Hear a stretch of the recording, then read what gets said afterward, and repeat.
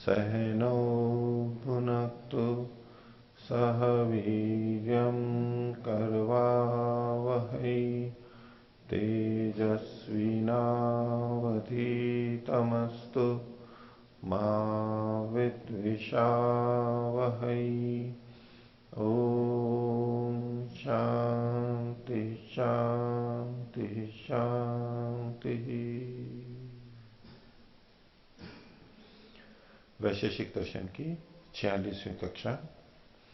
वैशेषिक दर्शन के 5वें अध्याय का द्वितीय अनेक चल रहा है और पिछली कक्षा में हमने चौथे सूत्र तक देखा था।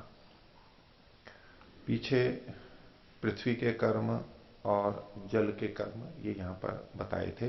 क्रियाओं के बारे में पीछे हमने वर्णन देखा था। कर्मों में ही भिन्न भिन्न प्रकार के कर्म कैसे होते हैं, उसमें भिन्न भिन्न कारणों को कुछ इन्होंने आगे गिनाया है। तो देखिए 5वां सूत्र पृष्ठ संख्या 69। चौथे सूत्र में सिंदन बहने के बारे में बताया था और अब 5वें सूत्र में आरोहणम च, ऊपर की ओर जो गति होती है वो कैसे होती है, वो भी कुछ विशेष स्थितियों में। तो 5वां सूत्र है नाट्य वायु संयोगाद आरोहणम। नाड़ी वाली जो वायु है उसके संयोग से, नाड़ी में होने वाली, नाड़ी से संबंधित जो वायु है उसके संयोग से आरोहण होता है। नाड्य मतलब तद्धित प्रत्यय लेकर के नाड़ी से संबंधित। इसकी दो तरह से व्याख्या की है ब्रह्ममुनि जी ने। भाष्य देखिए, नाड्य खलु सूर्य रश्मय शरीर स्नावानश्च। नाड्य, नाड़ियां, ये जो नाड्य है, ये नाट्य है तो ये तद्धित नहीं है, ये प्रथमा का बहुवचन है, नाड़ियां। तो सूर्य की रश्मि, इनको भी नाड़ी बोलते हैं, नालियों की तरह वो सीधे सीधे चली आती है ऐसे। और शरीर स्नावानश्च, शरीर की जो स्नायु हैं उनको भी कह रहे हैं, तंतु जो है, नाड़ी तंतु हैं, उनके लिए इन दो को नाड़ी शब्द से कहा। ये बहुवचन में नाड्य है, ये तद्धित नहीं है। आगे कहा तत्र उभयत्र भवो नाड्य है, और इन दोनों में जो होने वाली चीज है, यानी सूर्य रश्मि के साथ में जुड़ी हुई, उसके साथ साथ अथवा शरीर की स्नायु में जो रहने वाली है, उन में जो होती है तत्र भवा, उसको कहते हैं नाड्य। ये नाड्य शब्द है तद्धित प्रत्यय वाला। वो क्या है, नाड्य कौन है? सच वायु संयोग, वायु का संयोग यहां पर नाड्य शब्द से कहा गया। तो सूत्र में जो नाड्य वायु संयोगाद है, तो नाड्य शब्द वायु संयोग का विशेषण के रूप में दिया गया है। कैसा वायु संयोग? नाड़ियों वाला वायु संयोग, नाड़ियों में स्थित वायु संयोग, नाड़ी से जुड़ा हुआ जो वायु संयोग है, नाड़ियों में होने वाला जो वायु संयोग है, ये इनका तात्पर्य बता रहे हैं। तो नाड़ीशु, अब खोल रहे हैं, नाड़ीशु अर्थात रश्मिशु स्नावसु। तो नाड़ियों में, नाड़ी मतलब या तो रश्मि ले लें या स्नायु ले लें। बाहर लेंगे तो रश्मि सूर्य की, और अंदर शरीर में लेंगे तो स्नायु। स्नायुसु भवो यो वायु, इनमें जो वायु होती है, सुभवो यो वायु ना संयोग, इनमें स्थित जो वायु के साथ में संयोग है, तस्मात उससे आरोहणम, अर्थात आरोहण को खोल दिया है उन्होंने, आरोहणम ऊर्ध्व गमनम अपाम, जल का ऊपर की ओर गमन होता है। कब? ग्रीष्मे भवती, ग्रीष्म काल में होता है। खलु आकाशे, आकाश में होता है। अतः शरीरे रस रूपेण सर्वदा, तो और शरीर के अंदर रस के रूप में हमेशा ऊपर की ओर गमन होता रहता है। तो दो चीजें इन्होंने जोड़ी हैं। एक तो भूमि पर स्थित जो जल है वो ऊपर कैसे उड़ के चला जाता है। जल ऊपर गया उड़ करके, तो क्रिया तो हुई उसमें, आरोहण हुआ। वो कैसे हुआ? तो कहते हैं कि सूर्य की रश्मि के साथ वायु भी जब जुड़ी रहती है तो उस गर्मी को पा करके, उस स्पर्श को पाके वायु उस जल को, वो वाष्पित होती है और जल के साथ साथ ऊपर की तरफ चली जाती है। जल का ऊर्ध्वगमन हो जाता है। एक तो बाहर हुआ, दूसरा शरीर में जो ये चल रही है, हमारी विभिन्न नाड़ियों में जो गति हो रही है, जल की संचरण हो रहा है, वो इनमें वायु के संयोग से हो रहा है। आयुर्वेद की दृष्टि से या प्राचीन दृष्टि से वायु ही इसमें गति करता है। तो वायु के कारण से ये सारा का सारा संचरण, चाहे तो रक्तवाहिनियों में हो वो हृदय के संयोग से भी होता है, उसके साथ साथ वायु का है, हृदय भी वायु से चल रहा है, उसके अलावा कोशिकाओं में जो रस का आना जाना हो रहा है, उन सब क्रियाओं में वायु का संयोग विद्यमान है। तो नाड़ियों में स्थित जो वायु संयोग है उससे ऊर्ध्वरोहण होता है। ये इसलिए इनको कहना पड़ा क्योंकि पीछे इन्होंने कहा था कि जल में जो सेंदन होता है, द्रवत्वात सेंदनम, द्रवत्व के कारण सेंदन होता है, वो नीचे बहता है। तो जब जल तरल होता है, नीचे जाता है, तो ये ऊपर क्यों जा रहा है, ऊपर कैसे चला जाता है ये? तो उसमें ये नाड्य वायु संयोगात इस तरह से व्याख्या कर रहे हैं, इस तरह कह रहे हैं कि वो उसके कारण से ऊपर चला जाता है। स्वभाव होता है तो वो नीचे ही जाना चाहिए, ऊपर कैसे चढ़ रहा है? अब इसमें कारणों को बता रहे हैं। तत्र आपो रसः संवाही कारणम। तो जल या रस, जल तो यहां भूमि वाला, बाहर के वातावरण वाला जल हो गया, और रस हमारे शरीर वाला हो गया। चूंकि इनमें क्रिया हो रही है तो इसलिए तो है संवाही कारण। नाट्य वायु संयोगो असंवाही कारण। नाड़ी में स्थित वायु का इनके साथ संयोग होना, जल और रस के साथ में ये संयोग, इनका संयोग, ये असंवाही कारण है। और अपाम द्रवत्वम वायुर्नाड्यश्च उष्णत्व प्रधानो निमित्त कारणम। और जलों का जो द्रवत्व है और वायु और नाड़ी में उष्णत्व प्रधान, जो वहां जो थोड़ी उष्णता भी है उसको लेंगे, ये सब के सब निमित्त कारण है। आगे छठे सूत्र की भूमिका में कह रहे हैं अन्यच्च आरोहणम यद लोके अपाम भवति तत्। लोक में जल का जो ऊर्ध्व आरोहण होता है और भी इसके अतिरिक्त, वो कैसे होता है? अभी केवल वातावरण वाला बताया और शरीर वाला बताया, बोले इसके अतिरिक्त जो जल ऊपर जाता है वो कैसे चला जाता है? वो छठे सूत्र में कहा नोदना पीड़नात् संयुक्त संयोगाच्च।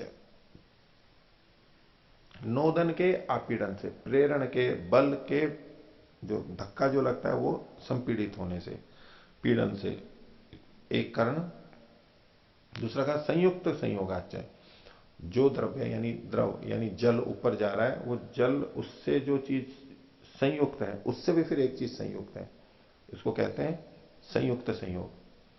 पतीले में जल है, जल से संयुक्त है पतीला, और पतीले के साथ में संयोग हुआ अग्नि का। तो संयुक्त संयोग से यानी अग्नि के स्पर्श से वो जल गर्म होकर के, वाष्पित होकर के ऊपर उठ जाता है। और नोदन आपीड़नाथ है, आघात से, बल से, जैसे कि आजकल यंत्रों से होता है, उसमें भी वैसे ही आघात होता है। मोटर जो चलती है वो पानी नीचे से ऊपर फेंक देती है। तो जल ये वैसे नीचे जाता है, लेकिन अगर ऊपर जा रहा है तो उसमें पीछे दो कारण बताए, भिन्न स्थितियों में यहां भी दो कारण बताए। एक तो नोदन का आपीड़न और दूसरा संयुक्त संयोग से। इसी की व्याख्या भाष्य में की है, देखिए। नोदन पीड़नाथ को खोल रहे हैं, नोदन कृत आपीड़नाथ। नोदन से किया गया जो आपीड़न है, दबाव है, प्रेशर है, वो उससे, इसी को खोल दिया प्रतोदन कृत। प्रतोदन के समान, तो प्रेरण ही होता है। प्रतोदन प्रकर्ष रूप से, तोदन प्रेरण हो रहा है, धक्का लग रहा है उसको, उसे ऊर्ध्वम प्रक्षेपणम, प्रक्षेपणा ऊपर की तरफ फेंका जाने से खलु भवती अपाम आरोहणम लोके, लोक में ऐसा होता है। प्रतोदन प्रहारात भूमिष्ठम कूपादिगतम च जलम ऊर्ध्वम उद्गच्छति स्वतो विद्युत यंत्र प्रयोगेण वा। तो प्रतोदन प्रहार से भूमि में स्थित कुएं आदि का जल ऊपर की तरफ चला जाता है, अपने आप जाएगा या तो विद्युत यंत्र के प्रयोग के द्वारा जाएगा। अपने आप मतलब यंत्र के अलावा, वैसे अगर कोई यूं धक्का मारे तो भी तो पानी ऊपर उछल करके चला जाता है, कैसे भी जाएगा, लेकिन नोदन आपीड़न होगा वहां पर, नहीं तो वो ऊपर नहीं जा सकता। आगे संयुक्त संयोगात को खोल रहे हैं, अद्भि सह संयुक्ता खलु ऊर्ध्व गमनशीला अग्नि ज्वाला। दो तरह से अर्थ करेंगे इसके। तो अग्नि के, जल के साथ में संयुक्त जो ऊपर की ओर जाने वाली अग्नि की ज्वाला है, जल और ऊपर जाने वाली अग्नि की ज्वाला। स्थाली संयुक्तम जलम ऊर्ध्वम गमयति।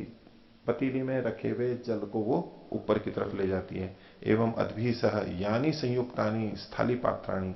इसी प्रकार जल के साथ संयुक्त जो पतीले आदि स्थाली पात्र हैं, और तही से अग्नि ज्वाला नाम संयोग, पतीले के साथ अग्नि की लपटों का संयोग है। तत्रस्थम जलम वाष्पीभूय उद्गच्छति। तो वहां स्थित जो जल है वो वाष्पित होकर के ऊपर जाता है, तो ये भी ऊर्ध्वगति हो जाती है। अब यहां चूंकि दो उदाहरण दिए गए थे, एक नोदनापीड़न, नोदन आपीड़न से, और एक संयुक्त संयोग से। इन दोनों में अलग अलग संवाई असंवाई और निमित्त कारण को ये बता रहे हैं। तो पूर्वस्मिन उदाहरण है, अर्थात नोदना पीड़नात् वाले में पूर्वस्मिन उदाहरण है जलम संवाई कारणम, जल ऊपर जा रहा है तो वही संवाई कारण है। और नोदना पीड़नम असंवाई कारणम, नोदन से जो अपीड़न हो रहा है उसको असंवाई कारण कहा। और प्रतोदन साधन संयोगो निमित्त कारणम, या प्रतोदन साधन का संयोग है, संयोग को तो हटा दीजिए, प्रतोदन संयोग, प्रतोदन साधनम निमित्त कारण।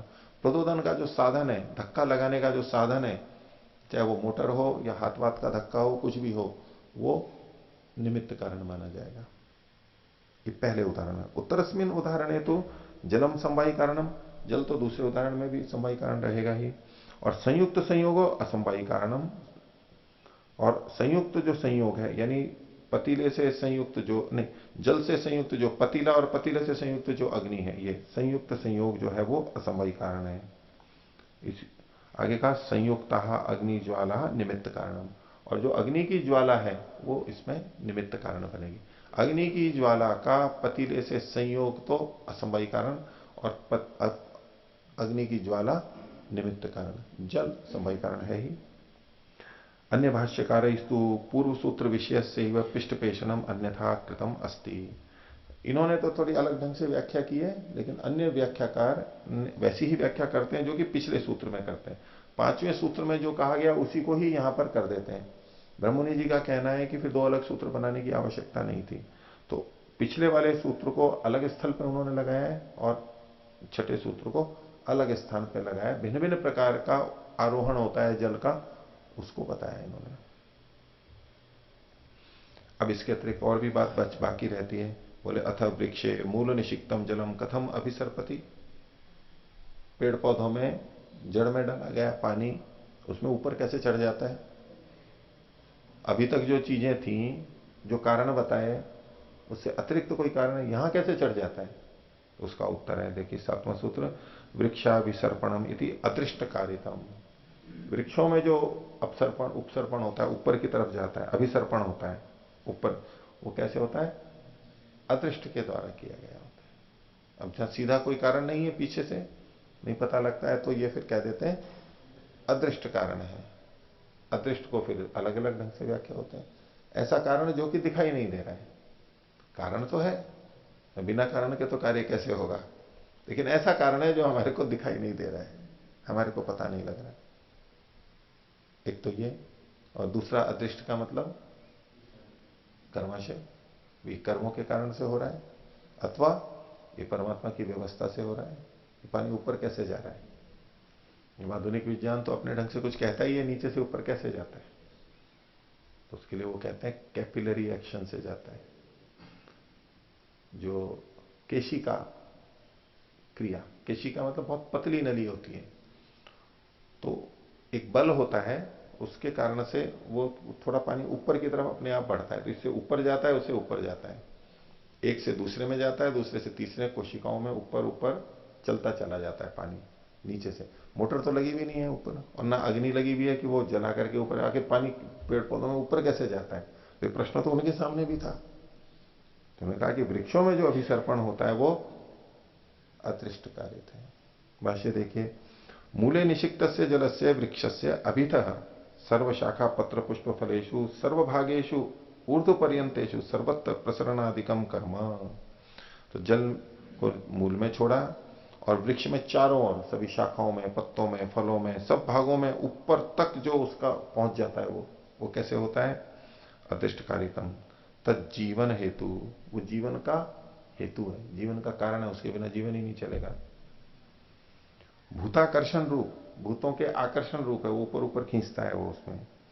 अदृष्ट नैजिक शक्ति कारितम, अदृष्ट के द्वारा ये उसी को कहो कि उसकी अपनी निज शक्ति ही ऐसे, उसका स्वभाव ही ऐसा है, उससे ये होता है। अब ये जो कारण लिखा, इससे हमें ये पता लगता है कि पिछले वाले कारणों को यहां नहीं मान रहे हैं। ठीक है, नोदन संपीड़न आपीड़न यहां नहीं मान रहे, वायु को नहीं मान रहे, संयुक्त संयोग को भी नहीं मान रहे। यदि पीछे वाले कारण होते तो अलग से कहने की जरूरत क्या थी? नाड्य वायु संयोग है, वो भी नहीं है, द्रव का स्यंदन है, वो भी नहीं है, संदन होता तो नीचे होता। तो पीछे जो कारण है वो नहीं है, उनके अतिरिक्त कोई चीज है जो यहां पर कही जा रही है, उसको इन्होंने अदृष्ट के रूप में कहा। आगे ये अभी सब जल के कर्म चल रहे हैं, पीछे पृथ्वी के कर्म बताए थे, अभी ये जल के कर्म बता रहे हैं। जल में तरह तरह के कर्म होते हैं, और देखो जल में कुछ और भी कर्म हो दिखाई देते हैं, वो कैसे होता है। तो 8वें सूत्र में कहा अपाम संघातो विलयनम विलयनम च तेज संयोगात। जल का जो संघात है यानी बर्फ के रूप में जम जाना है, वो उसमें भी तो क्रिया होती है ना, तभी तो जमता है वो। और विलयनम च यानी उसका पिघलना, वहां भी क्रिया हो रही है। ये कैसे हो जाता है, तो बोले तेज है संयोगा, तेज के अग्नि के संयोग से होता है। ये क्रिया कैसे हो रही है जल में, अग्नि के संयोग से हो रही है। ठीक है, अभी बड़ा विचित्र लगेगा कि अग्नि के संयोग से विलयन तो होता है, लेकिन संघात बर्फ का जमना तेज के संयोग से कैसे हो सकता है, नहीं हो सकता ना, उल्टा लिख दिया गया। पहले भाष्य देखते हैं फिर चर्चा करते हैं। देखिए अपाम संघातो, जल का संघात, उसको खोल रहे हैं हिम करक आदि रूपेण, बर्फ या ओले के रूप में। करक कहते हैं ओले को, हिम बर्फ है, और ओले जैसे बारिश में ऊपर से पड़ जाते हैं, ओले भी पड़ने लगते हैं। इनका संहननम, संहनन को छोड़ दिया, खोल दिया, कठिनी भवनम कर्म, कठिन होना, कठोर रूप में होना जो कर्म है, तथा विलयनम, विलयन को खोल रहे हैं द्रवी भाव कर्म तेज संयोग भवती, तेज के संयोग से होता है। तत्र इयान भेदो, दोनों में भेद क्या है, हो तो दोनों में तेज का संयोग रहा है, लेकिन एक जगह बर्फ बन रहा है और एक जगह पिघल रहा है, तो दोनों के तेज के संयोग में अंतर क्या हुआ। फिर एक जैसा होता तो एक जैसा परिणाम आना चाहिए, परिणाम तो बिल्कुल विपरीत आ रहा है। तो तत्र इयान भेदो हिमकर्कादि रूपे संघाते कठिनी भावे अनुद्भूत शांत दिव्य से तेजस संयोग। ये जो हिम करक आदि के रूप में जो संघात हो रहा है, कठिनी भाव हो रहा है, वो अनुद्भूत शांत दिव्य तेज का संयोग होता है। ये जो तेज है ये तो उद्भूत और प्रकट तेज है, ये जो अग्नि आदि है ये तो प्रकट तेज है, इसका संयोग नहीं होगा। इसका संयोग होगा तो पानी पिघलेगा ही। तो अनुद्भूत शांत ऐसा तेज जो कि अभी शांत है, उस दिव्य तेज के संयोग से एकात्म्य संस्पर्श कारणम, एक प्रकार का एक संयोग होता है, उससे ये बर्फ जमती है। अब सूत्र में तो तेज के संयोग से, तेज के संयोग से इसको बनाना बताया है। देखो आगे और देखो, पहले अविलयने विलयने द्रवी भावे तद्भूत तापवत, विलयन में तो उद्भूत से, तू उद्भूत से, उद्भूत जो ताप वाला है, ऐसा तेज का संयोग जो कि उद्भूत है। पार्थिव तेज सह संयोग, पार्थिव तेज के, भूमि पर स्थित तेज के संयोग के स्पर्श के कारण से होता है। उसको कुछ इस तरह से इन्होंने पार्थिव तेज को कह दिया। पार्थिव तेज मतलब पृथ्वी पे जो अग्नि दिखाई देती है। 3 प्रकार की अग्नि है, जैसे निरुक्त में भी आती है ना, एक द्युलोक में, एक अंतरिक्ष लोक में, और एक पृथ्वी पर। जिस अग्नि में हम भोजन पकाते हैं या यज्ञ आदि करते हैं, इसको पार्थिव अग्नि के रूप में कहा गया। अंतरिक्ष में अग्नि कौन सी है, बिजली जो चमकती है। और द्युलोक में मतलब सूर्य में जो अग्नि है वो द्युलोक वाली अग्नि को 3 भेद वहां पर किए निरुक्त के अंदर। तो ये जो पार्थिव अग्नि है, ब्रह्मणि जी ने निरुक्त का भी भाष्य किया है, बहुत मोटा निरुक्त सम्मर्श, बहुत बड़ी व्याख्या की है उन्होंने निरुक्त की, गंभीर व्याख्या है, बहुत शब्दों की विवेचना है। तो ये इन्होंने कहा कि जो पार्थिव तेज है, मतलब इस पृथ्वी पर जो स्थित है, वो उसके संयोग से, स्पर्श के कारण से उसका विलयन होता है। उभयत्र आपह समवायी कारण, दोनों ही जगह जल तो समवायी कारण है, तेज है संयोग हो असमवायी कारणम, तेज का जो संयोग है वो असमवायी कारण होता है। और तेजस्तु निमित्त कारणम भवती, तेज वहां पर निमित्त कारण होता है। ठीक है, तो अब इसको कैसे समझे, ये तो इतना स्पष्ट सूत्रकार ने ही लिख दिया है कि अब तेज के संयोग से जल का संघात होता है। तो देखिए तेज मतलब तो तापमान, तेज से तापमान होता है ना, तापमान ही तो कहते हैं ना। तो जब हम कहते हैं कि जल कितने तापमान पर वाष्प पिघलता है, पिघलता है, द्रवणांक मेल्टिंग पॉइंट, एक बॉइलिंग पॉइंट, उबलने का क्वथनांक, जिसमें कि वो वाष्पित होता है। तो क्वथनांक में हम क्या कहते हैं? 100 डिग्री सेंटीग्रेड पर वाष्पित होता है। टेम्परेचर है ना, टेम्परेचर मतलब ताप, और ताप का मतलब अग्नि। ठीक कह रहा हूं या नहीं? अब वो जमता कब है? शून्य पे जमता है, और शून्य पे ही फिर उससे थोड़ा ज्यादा होने पे पिघल जाता है। हैं? 4 डिग्री पे पिघलना होता है। ठीक है, चलो वो, चलो वो एक बिल्कुल सीमा रेखा है, आप थोड़ा सा इधर उधर कर लो उसमें जो भी है। अच्छा, ये जो 0 डिग्री सेंटीग्रेड है, इसमें ताप को माने या ना माने? अब एक दृष्टि से कहेंगे तो ये तो 0 डिग्री सेंटीग्रेड हो गया, मतलब ताप है ही नहीं। यदि यहां ताप की समाप्ति हो जाती है तो फिर -1 -2 या ऋण में जो जाता है वो क्या है? टेम्परेचर तो उसको भी बोलते हैं, ध्यान रखना, आधुनिक विज्ञान से सिद्ध कर रहे हैं। टेम्परेचर मतलब ताप, ताप मतलब अग्नि, इसमें तो कोई दो राय नहीं है। तो जहां ये कहते हैं इधर साइबेरिया और उसमें ऋण में 40 डिग्री 50 डिग्री सेंटीग्रेड तापमान होता है, तो उसकी अपेक्षा जहां 0 डिग्री सेंटीग्रेड है वहां गर्मी है या नहीं है ना? तो बर्फ जो जमा भी है वो भी टेम्परेचर से ही जमा है, तापमान से ही जमा है, तापमान स्वीकार किया जा रहा है। और उसको आप केल्विन के अंदर ले लीजिए। 0 डिग्री सेंटीग्रेड तो चलो है, उसको आप केल्विन, एक अलग मापन का तरीका होता है उसमें, तो उसमें तापमान कितना होता है? एक जना बोलो। नहीं, ये बर्फ, बर्फ जमने का कितना होता है उसमें? 273 पे। तो 273 तापमान माना है ना वो। यहां सेंटीग्रेड में हम देखते हैं तो 0 डिग्री सेंटीग्रेड है, केल्विन में देखेंगे तो 273। यानी ताप की उपस्थिति उस ढंग से भी स्वीकार होती है। आप केल्विन से देखो तो, अब सेंटीग्रेड से फारेनहाइट से मापने के तरीके हैं। अब इन्होंने जल को शून्य कह दिया, लेकिन चूंकि माइनस में भी तो जा रहे हैं वो, इसका मतलब है शून्य में भी तापमान तो है। वो कौन सा तापमान है? अनुद्भूत शांत दिव्य से तेज से। अनुद्भूत है, प्रकट नहीं है। हमें हमारी त्वचा पर वो ठंडा लगेगा, हमें उसमें गर्मी नहीं लगेगी, लेकिन इसका ये मतलब नहीं है कि वहां पर तापमान नहीं है। हम अपनी त्वचा से देखेंगे तो बोले ये तो बहुत ठंडा है, इसमें कहां से तापमान है, इसमें कहां से गर्मी है? क्योंकि हमारा शरीर का जो तापमान है उसकी अपेक्षा वो कम होता है, इसलिए हमें वो ठंडा लगेगा। ये सापेक्ष कथन है, लेकिन तापमान तो वहां पर भी है।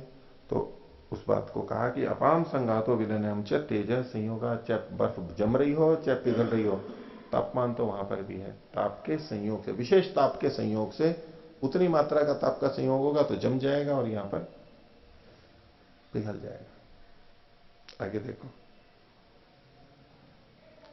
अब आगे कहते हैं अपाम विलयन हेतु प्रत्यक्षम तेज संयोगो कारणम दृश्यते। और जल जो पिघलता है, बर्फ जो पिघलता है, उसमें तो तेज का संयोग हमें साफ कारण दिखाई देता है, धूप आ गई है या अग्नि है, वो पिघल जाता है। परंतु कर्कादि रूपेण संघाते संघनने, लेकिन बर्फ इस ओले आदि के संघात के संघनन के कर्म में तो तेज का संयोग कारण है। कारणम इति कथम जायते, वो कैसे पता लगता है कि वहां पर भी तेज का संयोग है, बर्फ के बनने में भी तेज का संयोग है? तो अत्रोच्यते, बोले इसमें कोई कारण नहीं। ये प्रश्न तो उनके भी मन में था कि कैसे इसकी व्याख्या करें, तो उसके लिए आगे सूत्र भी दिए और भी प्रमाण दिए। तो देखो नवा सूत्र क्या कहते हैं, तत्र विस्फूर्जथुर्लिंगम, बिजली चमकती है ना, ये इसमें कारण है। बिजली चमकती है, ओले बन जाते हैं, बर्फ गिरती है, तो बर्फ यहां आती है, उससे पहले वहां बिजली भी तो चमकती है। बिजली के होते हुए वहां पर बर्फ बन रहा है, तो वो भी वहां पर कारण संभावित रूप में ये देख रहे हैं। भाष्य देखिए, तत्र दिव्यासु अपसु, दिव्य जल में दिव्य तेज का संयोग होता है। दिव्य का मतलब यहां पर है द्युलोक में होने वाला, ऊपर जो पानी है, यहां जमीन वाला पानी नहीं, ऊपर वाला पानी अंतरिक्ष में। तो दिव्य जल में दिव्य तेज का संयोग, जो कि वृष्टि प्रतिबंधक रूपेण, वृष्टि को रोकने के प्रतिबंधक के रूप में वहां पर विद्यमान है, तथा कर्कादि संपादक रूपेण वर्तते, और बर्फ आदि को बनाने के कारण के रूप में वहां पर विद्यमान है।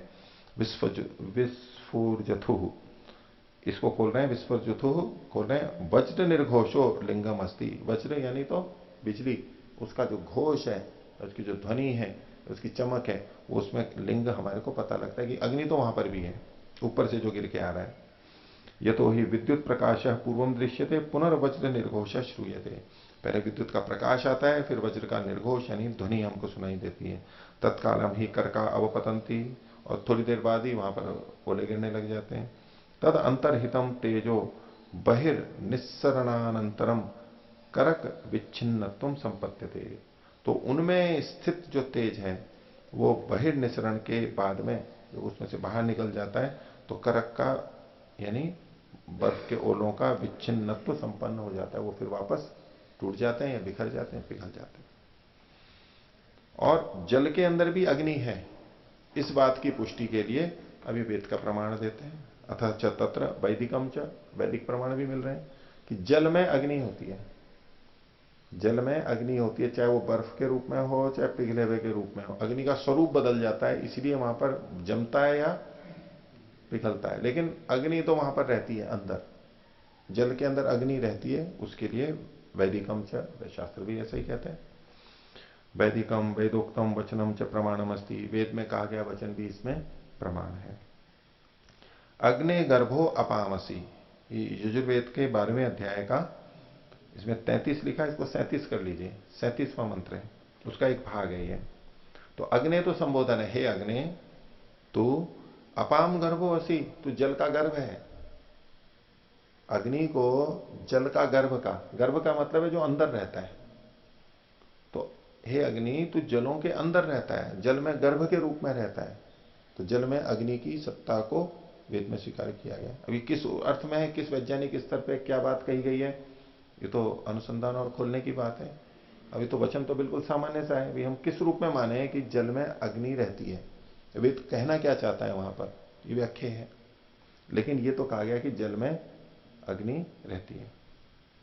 एक और वचन इन्होंने दिया, इसका कोई प्रमाण कहां का है ये वचन तो नहीं लगता, मिला नहीं। तो आपस्था अग्निम गर्भम आदधीरन, तो जलों ने उस अग्नि को गर्भ में धारण किया, अग्नि को गर्भ के रूप में धारण किया, तो यानी जल में अग्नि होती है, इस बात को इन्होंने स्वीकार किया। अब पीछे जो विस्फुर्जथु कहा था 9वें सूत्र में, उसके संदर्भ में ये कह रहे हैं अथ कथम स्फूर्जथो उत्पद्यते प्रसंगतः उच्यते। ये जो ऊपर बिजली चमकती है, कड़क होती है, वो कैसे होती है, उसको प्रसंगवशात कह रहे हैं। 11वां सूत्र, अपाम संयोगात विभागाच स्तन इत्नो हो, तो जलों के संयोग से, इसमें ये पीछे तेज संयोगात, तेज की अनुवृत्ति यहां पर ला रहे हैं।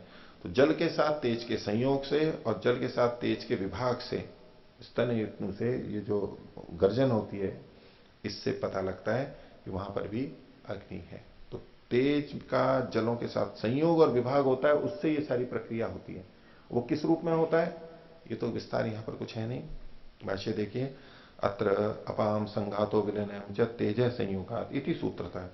ये सूत्र 8वें को संकेतित कर रहे हैं, वहां से तेज अनुकृष्यते, तेज शब्द की अनुवृत्ति आ रही है, खींच के लाते हैं। अनुवृत्ति तो लगातार आती है, उल्लांघ करके ला रहे हैं। तच्च संयोग विभागयोर यथाक्रमम अपाम इति शब्देन स्तनयित्नो इति शब्देन स अभिसंपत्त्यते। तो वो जो तेज शब्द है वो संयोग विभाग इनसे यथाक्रम जल शब्द से और स्तयित्नो शब्द से होता है। तो अपाम संयोगात स्तनयित्नो विभागाच, तेज को इन दोनों जगह जोड़ेंगे, 2 बार जोड़ेंगे। तथा कृत्वा अर्थ योजना खलु ईदृशीयत, तो जब ऐसा करेंगे तो इस सूत्र का अर्थ इस प्रकार से बनेगा, जो कि अभी आगे लिख रहे हैं। अपाम संयोगा तेजसा सह अपाम संयोगा, तेज के साथ जलों का संयोग होने से, तथा और दूसरी बात स्तन इतनो विभागाच, स्तन इतनो हो अर्थान मेघात तेजसो विभागात, स्तन इतनु बादल को कह रहे हैं यहां पर, स्तन इतनो हो अर्थात मेघात, मेघ से, बादल से, तेज के विभाग से, विभागात को आगे खोल दिया विभजनात् भवती स्फूर्जथुर गर्जनम, उसके विभाग से स्फूर्जथु, फ पे बड़े हो की मात्रा, इसी को आगे खोल दिया गर्जनम, गर्जन वहां पर होता है। आगे, पृथिव्या कर्म अपाम कर्म च विधाय कर्म प्राप्तम तेज कर्म वायु कर्म च व्याचष्टे। पृथ्वी और जल के कर्मों को बता करके अब कर्म प्राप्त तेज और वायु के कर्म को कहते हैं। अभी जो अपना अनेक शुरू हुआ था तो पृथ्वी के कर्म बताए थे, जल के कर्म बताए थे, तो पृथ्वी और जल के बाद में अब क्या पहुंचा? अग्नि और वायु, तेज और वायु, उनसे संबंधित जो कर्म है उसके बारे में बता रहे हैं। 12वां सूत्र, पृथ्वी कर्मणा तेज कर्म वायु कर्म च व्याख्यातम। जो पृथ्वी का कर्म बताया गया उसी से तेज का कर्म और वायु का कर्म भी हमने समझा दिया, ऐसा समझ लेना चाहिए, उसी तरह समझ लेना चाहिए। ठीक है, जैसे द्रव्यत्व नित्यत्व वायु ना व्याख्या थे, वायु को बता दिया, तो जैसे पृथ्वी का था वैसे ही तेज और वायु में भी कर ले, समझ लेना चाहिए। बुद्धिमान हो उसी तरह से समझ लो। कैसे, उसको आप बता रहे हैं खोल करके भाष्यकार। तो अति तपनम, अग्नि का कर्म बताएं, अत्यधिक तपन। दिग्दाहादिकम तेज कर्म, भिन्न भिन्न दिशाओं में दहन होने लगता है, जैसे एकदम तेज गर्मी पड़ती है तो ये तेज का कर्म है। अंध प्रभाणम वृक्षादि प्रभंजनम वायु कर्म, आंधी का बहना, आंधी का आना और वृक्ष आदि का टूट जाना, ये वायु के कर्म है। पृथ्वी कर्मणा, ये पृथ्वी के कर्म के साथ में, पृथ्वी कर्मणा को खोल दिया, पृथ्वी कर्म हेतुना, पृथ्वी के कर्म के जो हेतु थे, कारण थे, वहां बताए थे, उसी से तुल्यम व्याख्यातम वेदितव्यम, उसी तरह समझ लेने चाहिए। तो वहां जो कारण बताए गए थे उसको यहां पर गिना रहे हैं फिर से भाष्यकार। नोदनाभिघातात, नोदन अभिघात से, संयुक्त संयोगात ये दूसरा, और केशांचित पदार्थानाम प्रतोदन प्रहरात, प्रतोदन प्रहर से, और तत्संयुक्तानाम संयोगात, उनके संयुक्तों के संयोग से, तथा अदृष्टात, और अदृष्ट से, ये सब कारण पीछे बताए गए। तो तद गति शक्ति विशेषादपि भवती, उसकी गति शक्ति के विशेष से भी होते हैं। तच्च अग्रिमे सूत्रे कथयति आचार्य, उसी को अगले सूत्र में यहां पर बताया जा रहा है, लेकिन उसी तरह से समझ लेना चाहिए, वही कारण यहां पर भी है। 13वां सूत्र, अग्ने ऊर्ध्वज्वलनम वायोस्तीर्यक पवनम अणुनाम मनसश्च आद्यम कर्म अतिष्ट कारितम। मनसश्च आद्यम कर्म, आद्य कर्म, मनसश्चाद्य कर्म, आद्य कर्म, ठीक है, आद्य कर्म करें या अलग करें तो आद्यम कर्म। तो अग्नि है ऊर्ध्व ज्वलनम, अग्नि का जो ऊपर की ओर जाना है ये उसका कर्म है। और वायु और तीर्यक पवनम, वायु का तिरछा बहना, सीधे ऊपर नहीं इधर उधर तिरछे जाती है। दो बातें। तीसरा कहा अणुओं का और मन का जो आद्य कर्म है, प्रथम कर्म है, अणुओं में जो पहली क्रिया हुई सबसे पहले वो, और मन में जो पहली क्रिया हुई, मन सबसे पहले जो चला वो कैसे है? अदृष्ट कारिता, वो अदृष्ट से हो रहे हैं। तो अग्नि ऊपर क्यों जा रही है? अदृष्ट के कारण से। वायु तीर्यक क्यों बह रही है? अदृष्ट के कारण से। अणुओं में जो पहली गति हुई थी वो अदृष्ट के कारण से, और मन में भी जो पहली क्रिया हुई थी वो अदृष्ट के कारण से। चार चीजें इन्होंने ली है अदृष्ट कारिता। अब इसको हम दृष्ट कारण के रूप में व्याख्या कर लें जो भी है। अदृष्ट को यहां एक स्वभाव मान करके भी व्याख्या करते हैं। दूसरा, कर्माशय के अनुसार परमात्मा की प्रेरणा से ये होती हैं, ऐसा भी मान सकते हैं। पर ये अदृष्ट कारिता है, इसमें दृष्ट कोई कारण नजर नहीं आता है। इस विषय में जो चर्चा चलती है कि भाई अग्नि ऊपर क्यों होती है, अग्नि ऊपर ही क्यों जाती है, नीचे क्यों नहीं जाती है, बगल में क्यों नहीं जाती है? बगल में भी जाती है यदि हवा हो, अथवा तो वो गैस वाला होता है ना जिससे वो पिघलाते हैं, वो आती है तो वो, और वो अब पीछे केरोसिन वाला भी आता था ना एक, जो आके यूं यूं निकलता था। स्टोव एक अलग तरह का आता था ना पिघलाने के लिए, उसमें से वेग से निकलते, तो नीचे भी जा सकती है, यूं ऊपर भी जा, जैसे अनार हो, अनार में यूं कर रखा है, अनार को तिरछा कर देंगे तो अनार मतलब वो फटाके वाला अनार, वो इधर भी चली जाती है, यूं कर दो तो यूं चली जाएगी, जैसे यूं करो तो इधर उधर चली जाती है ना, ऐसे भी कुछ यंत्रों से, लेकिन सामान्यतः ऊपर की तरफ जाती है। तो भाष्य देखिए, अग्नि खलु ऊर्ध्व ज्वलनम, ऊर्ध्व ज्वलन को आगे खोल दिया, ज्वालानाम ऊर्ध्वम उद्गमनम, उसकी लपटों का ऊपर की तरफ जाना। वायोश्च इतस्ततः तीर्यक भूय संचरण, और वायु का इधर उधर होके तीर्यक जाना, ये कर्म अतिष्ठकारितम। अतिष्ठकारितम को ये खोल रहे हैं अंतर्गत नैजिक शक्ति कारितम, उनके अंदर स्थित निज शक्ति से होता है, उनकी अपनी शक्ति से होता है, इसी को अदृष्ट कह रहे हैं ये। तथा अणुनाम मनसह च आद्यम कर्म अतिष्ठकारितम, अणुनाम सूक्ष्माणाम पृथ्वी परमाणु नाम, अणु का मतलब है सूक्ष्म जो पृथ्वी आदि महाभूतों के मूल तत्व है, परमाणु है उनका, उसको यहां पर अणु शब्द से कहा है परमाणुओं को। मनसह च, और मन का, यद आद्यम कर्म, जो सबसे पहला कर्म होता है, तदपि खलु अदृष्टकारिता, वो अदृष्ट से होता है। अणुनाम आद्यम कर्म, अणुओं का आद्य कर्म क्या है, तो बोले कि द्वेणुकादि क्रमेण प्रवर्तनम, अणु जो होता है वो द्वेणुक के रूप में बदलता है, द्वेणुक से फिर तसरेणु या त्रेणुक बनते हैं इत्यादि, ये जो प्रक्रिया चलती है उसको कह रहे हैं। तो अणुनाम आद्यम कर्म द्वेणुकादि क्रमेण प्रवर्तनम मनसश्च आद्यम कर्म, और मन का जो आद्य कर्म है, सबसे पहले होने वाला कर्म है, इन्होंने भाष्य में तो आद्यम कर्म लिखा है, सूत्र में भी चाहे तो आद्यम कर्म कर सकते हैं, नहीं तो इकट्ठा भी कर सकते हैं। वो क्या है, संकल्प कामो वाइति, जो उसमें संकल्प है, सबसे पहले मन में संकल्प या तो काम, कामना, इच्छा, वो पाना, सर्वम अतिष्ठकारितम, वो अतृष्ट से होता है। अब वो अदृष्ट क्या है, तो कहते हैं तत्र अदृष्टम, इस विषय में जो अदृष्ट है, ये जो अग्नि और वायु में जो अदृष्ट था उसकी व्याख्या तो इन्होंने की थी, उसकी अपनी निज शक्ति के कारण, स्वाभाविक शक्ति के कारण से। लेकिन अणु और मन में जो आद्य कर्म है, उस वो जो अदृष्ट के कारण है, उसकी व्याख्या क्या कर रहे हैं, तत्र अदृष्टम ईश्वर शक्ति ही आद्य परमाणु कर्मणि, ईश्वर की जो शक्ति है वो परमाणु के आद्य कर्म में कारण बनती है, नहीं तो वो अपने आप नहीं बन सकते। तथा आद्य मनसः कर्मणि तो, और मन का जो प्रथम कर्म है उसमें तो खलु अदृष्टम ईश्वर शक्ति जीवात्म शक्तिश्च, जीवात्मा शक्ति लिखा है इन्होंने, आको काट लीजिए, जीवात्म शक्तिश्च, तो जो मन में जो प्रवृत्ति हो रही है तो वो तो ईश्वर की शक्ति से भी एक मान रहे हैं, और साथ में आत्मा की शक्ति को भी इन्होंने, प्रारंभ में जो होता है, यानी जन्म लिया, जन्म लेने के बाद में अब जो मन में प्रथम गति हो रही है वो आत्मा की अनुसार होगी, इच्छा के अनुसार। लेकिन वैसे जो मन की प्रवृत्ति होगी प्रथमतः कैसे बनने के बाद में सृष्टि के प्रारंभ में, वो प्रारंभ तो परमात्मा की तरफ से होगा, ऐसा इनका अभिप्राय हो सकता है। तो अब देखिए, ये तो प्रश्न आता रहता है, महाभाष्य में भी आया है कि अग्नि ऊपर ही क्यों जाती है, जल नीचे ही क्यों जाता है, या पत्थर ऊपर फेंक दे तो वापस नीचे क्यों आ जाता है। तो वहां उन चर्चाओं में कुछ इस तरह से भी आता है कि हर वस्तु अपने स्रोत की तरफ जाती है।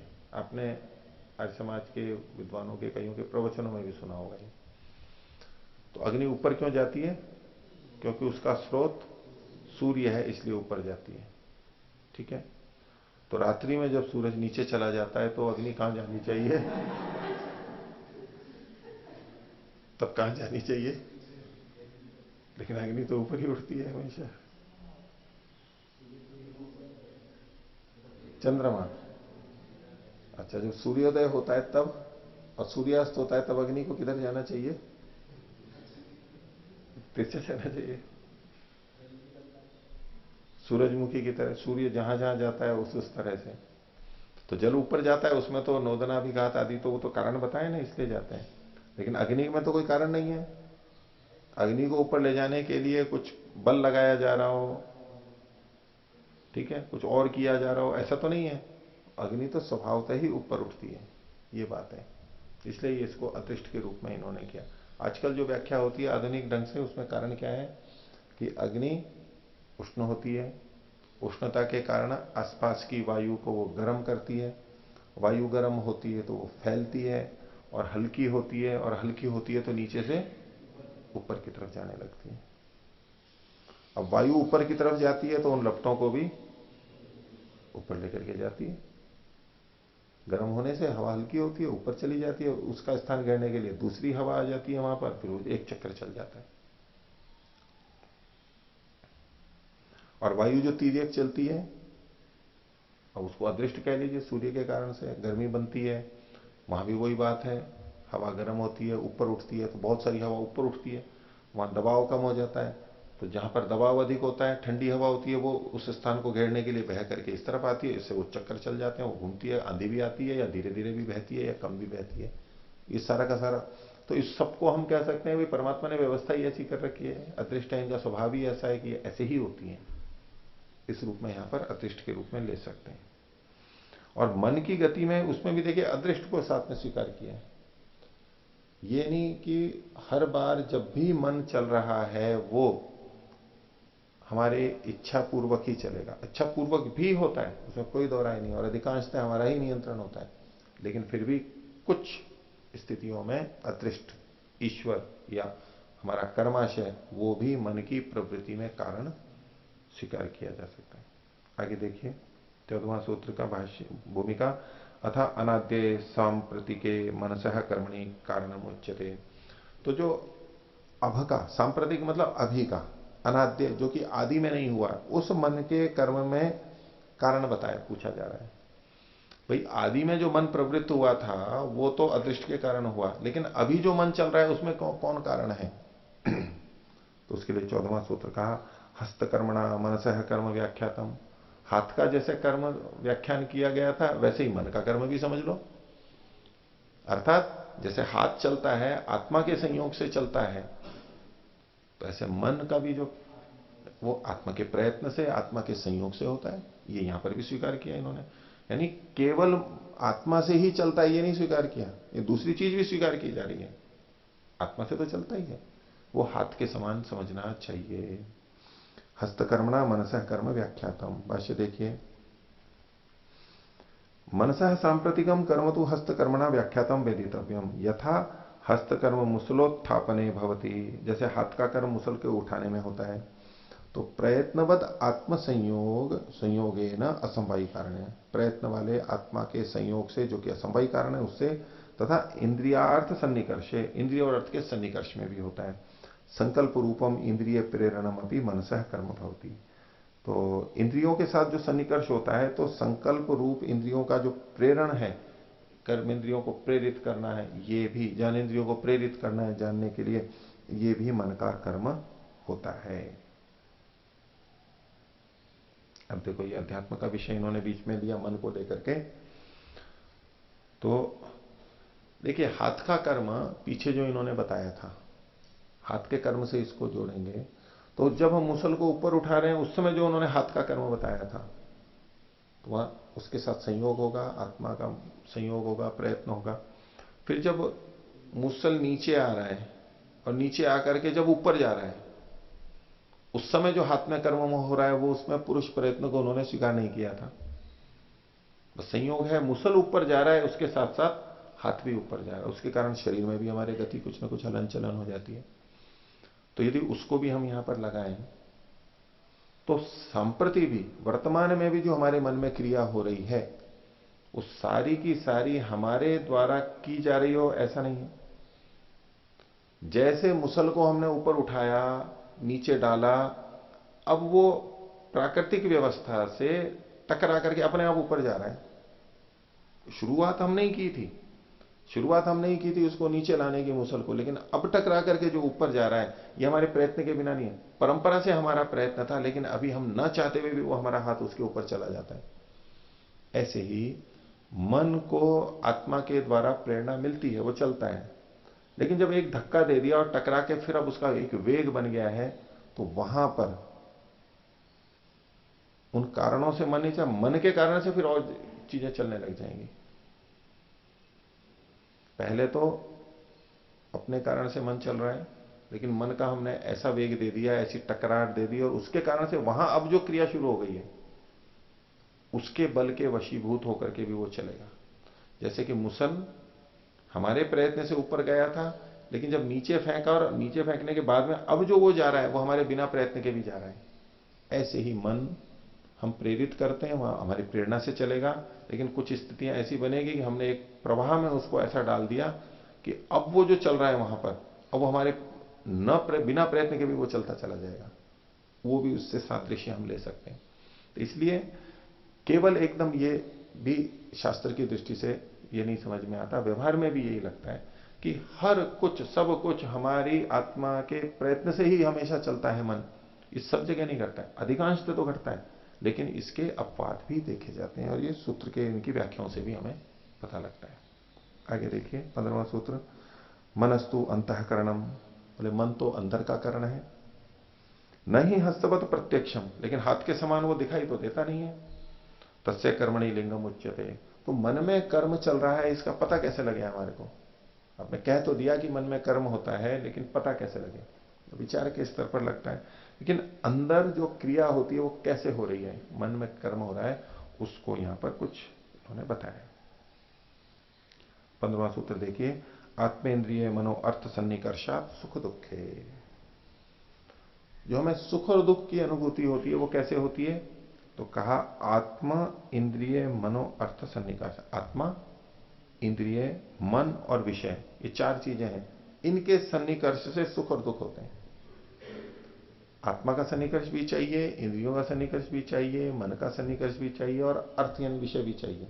अगर बाहर के विषयों से हो रहा है सुख दुख तो, और यदि जो अंदर हमने ज्ञान प्राप्त कर रखा है उससे हो रहा है, तो अभी अर्थ का, बाह्य अर्थ का और इंद्रिय का सन्निकर्ष नहीं है, लेकिन आत्मा और मन का सन्निकर्ष तो होगा, और मन में जो स्मृतियां हैं वो स्मृतियां उभरेंगी और उससे फिर हम सुख दुख का अनुभव कर सकते हैं।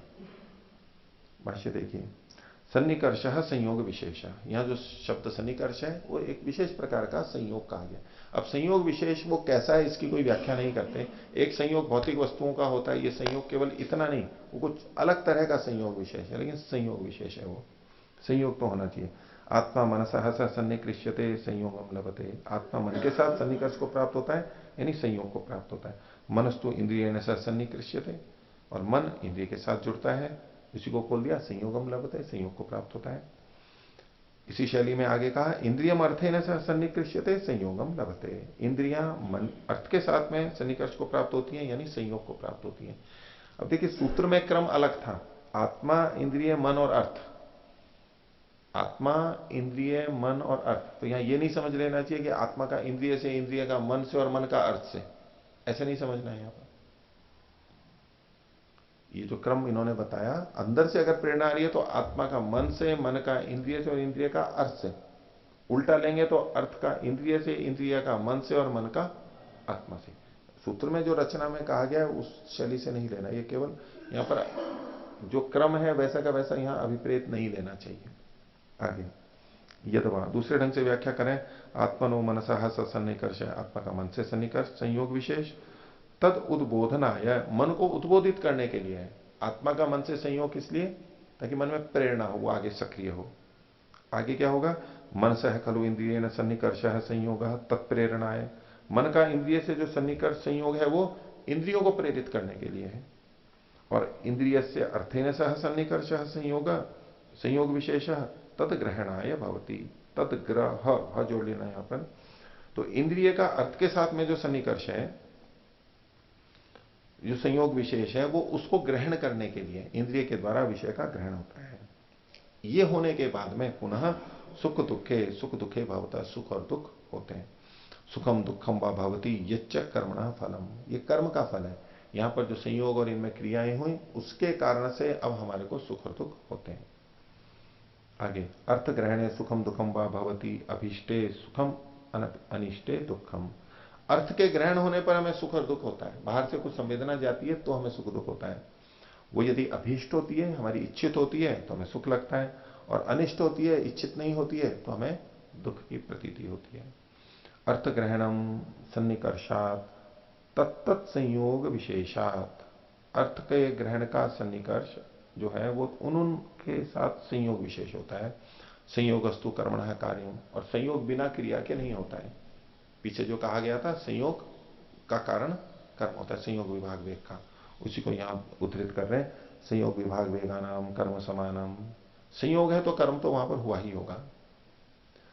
इति उक्तत्वात्, इसके कथन से, तो हमें सुख दुख हुआ है वो इनके संयोग से हुआ है, और संयोग हुआ है तो वहां पर कर्म भी हुआ है, तो मन में भी कर्म होता है, ये इससे पता लगता है। मन के कर्म को सिद्ध करना चाह रहे थे वैसे ही। आगे तत्र कर्माधिष्ठानानि त्रीणि तो कर्म के जो अधिष्ठान है, जब जब जिसमें कर्म होता है, आत्मा मनः इंद्रियम, ये तीन कर्म के अधिष्ठान है, इनमें कर्म होता है। आत्मनः कर्म मनः प्रबोधनम, आत्मा का कर्म है मन को प्रेरित करना। या पूर्ण विराम लगा लेना, मनः इंद्रियम, इंद्रियम के बाद में पूर्ण विराम। अब नया वाक्य है कि आत्मा का कर्म क्या है, मन का प्रबोधन, मन को प्रेरित करना। मनसः कर्म, मन का कर्म क्या है, खलु इंद्रिय प्रेरणम, इंद्रियों को प्रेरित करना। अतः इंद्रियम कर्म, इंद्रियों का कर्म क्या है, तो अर्थ ग्रहणम, अर्थ को ग्रहण करना, ये इनके कर्म हो गए। तेन सुखम वा दुखम वा फलम भवति, इनसे सुख दुख फल होते हैं। अनेन मनसोपि कर्म सुख दुखयो कारणम, इससे मन का जो कर्म है वो भी सुख दुख में कारण है। केवल मन का कर्म ही सुख दुख में कारण, ऐसा नहीं कह रहे। आत्मा का कर्म, मन का कर्म, इंद्रिय का कर्म और अर्थ के साथ उसका संयोग, ये सब सुख दुख में कारण बनते हैं। अनेन मनसोपि कर्म सुख दुखयो कारणम, इसके बाद अल्प विराम लगा लीजिए, सुख दुखयो कारणम, अल्प विराम। सुखेन दुखेन मनसः कर्म अभिलक्षितम, इन सुख और दुख के द्वारा मन का कर्म लक्षित हो रहा है, संकेतित हो रहा है। तत्रैवं सुखम दुखम च लिंगम अस्ति, इसलिए इस प्रकार से सुख और दुख मन के कर्म का लिंग यानी संकेतक माना जाता है। ठीक है, आगे देखिए। सुख दुखे मनसः कर्मणि लिंगम कथम इति अत्र अन्यो हेतु रुच्यते। ये जो सुख दुख है ये मन के कर्म का लिंग है, लक्षण है, सूचक है, ये कैसे, तो इसके लिए एक सूत्र और आगे बताया जा रहा है इसकी पुष्टि के लिए। 16वां सूत्र है, तत् अनारंभ आत्मस्थे मनसी शरीर से दुखा भाव संयोग। योग की परिभाषा भी प्रस्तुत की जाती है इससे। योग किसे कहते हैं, योग दर्शन के अनुसार तो योगश्चित्त वृत्ति निरोधा, कोई कहे गीता के अनुसार तो योग कर्मसु कौशलम, ऐसे अलग अलग चीजें होती हैं। वैशेषिक दर्शन ने देखो योग को भी हम इससे समझ सकते हैं, और वास्तव में तो ये बताना चाहते हैं मन में भी कर्म होता है, वो अनुमान से पता कर रहे हैं। पीछे भी सुख दुख से कहा कि सुख और दुख हुआ है यानी मन में क्रिया हुई है, ये पक्का। और भी कैसे पता लगता है, तो कहें तद अनारंभे,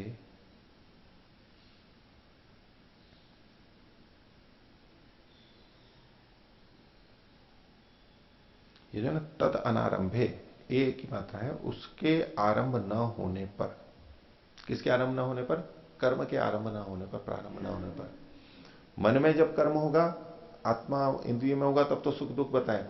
यदि मन में कर्म नहीं हो रहा है तो कहते हैं तद अनारंभे, उसमें कर्म न होने के कारण से फिर होता क्या है, आत्मस्थे मनसी, मन के आत्मा में स्थित हो जाने पर, सती सप्तमी है, आत्मस्थे आत्मा में स्थित हो जाने पर मन के, यानी मन में कर्म नहीं हो रहा है। योग दर्शन की दृष्टि से कहें तो मन में वृत्तियां नहीं है और मन आत्मा में स्थित हो गया है।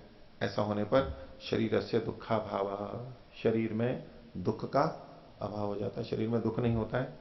संयोग, उसे योग कहते हैं। तो योग की स्थिति में दुख होगा या नहीं होगा,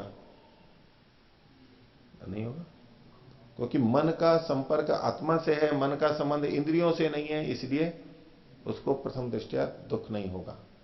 लेकिन कोई बहुत विशेष प्रबल आघात है तो मन उससे, इंद्रियों से अगर जुड़ गया है तो वहां पर दुख का होगा।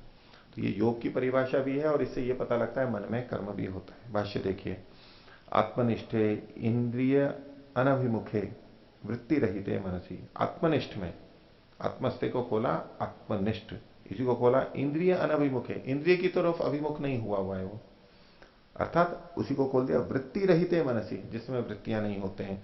तो वृत्ति रहितम मनो ही आत्मनि निस्तिष्ठति, जब मन वृत्ति रहित हो जाता है तो आत्मा में ही जाकर के स्थित हो जाता है।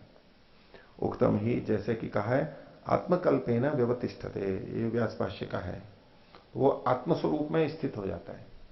तो आत्मकल्पेन व्यवतिष्ठते, इसमें आत्मा जैसा हो जाता है, अपने स्वरूप में स्थित हो जाता है, दोनों अर्थ किए जाते हैं। तद अनारंभे कर्मणो अनारंभो, कर्म का अनारंभ, अनारंभ को खोल दिया अनुत्पाद, उसी को खोल दिया अप्रवर्तनम, प्रवृत्त न होना, भवती तत्र कर्म अनारंभे सती, कर्म का अनारंभ होता है तो वहां पर फिर ये चीजें नहीं होती हैं।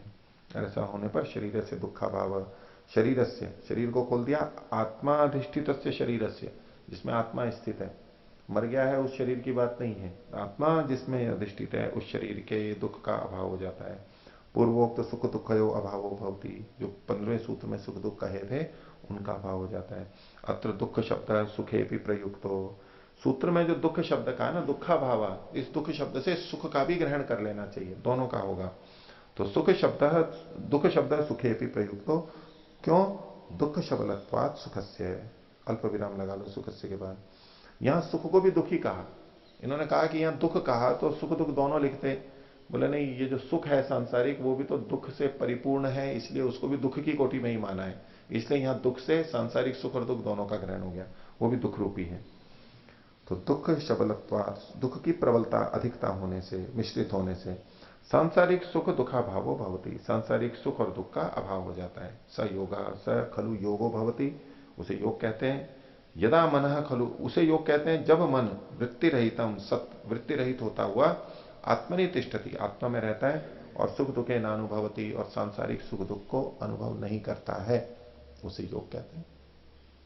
तो योग की परिभाषा भी हो गई, और इससे ये भी पता लगा कि मन में ऐसी स्थिति में कर्म यानी वृत्तियां नहीं होती हैं, निरुक्त अवस्था भी आती है। तो आज का पाठ इतना ही करते हैं।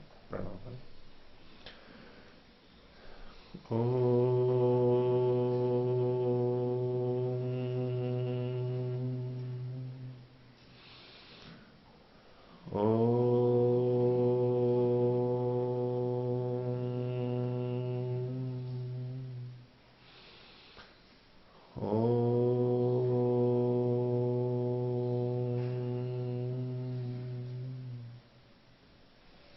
सभी को सादर अभिवादन। ओम।